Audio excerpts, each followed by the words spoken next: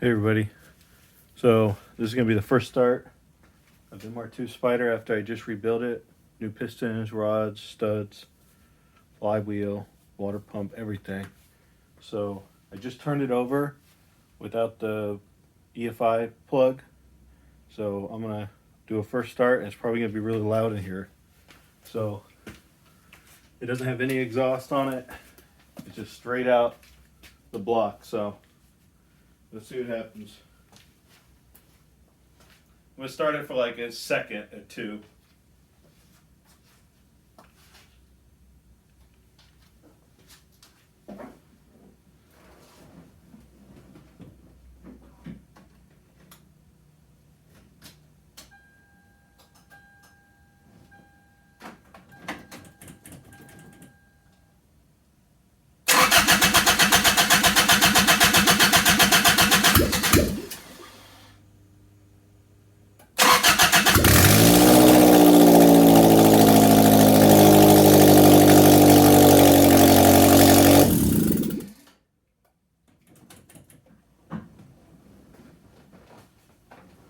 Woo!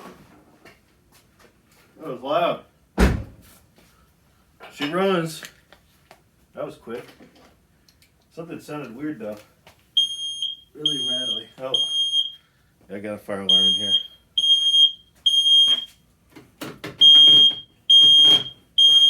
Chaos. There it goes. Damn, that was loud. It smells good in here. All right, so she runs. It did sound a little, just really raspy there, but that's probably just my eardrums getting destroyed. So, yeah, she runs. You know, that was our first startup. Would it take a couple seconds to start that up? So I'm pretty proud of that. Hopefully everything works out. So, yeah, this is where it was coming out of. Take a look. Yep. I did. It's kind of dirty in there, but that's fine. That will just burn off.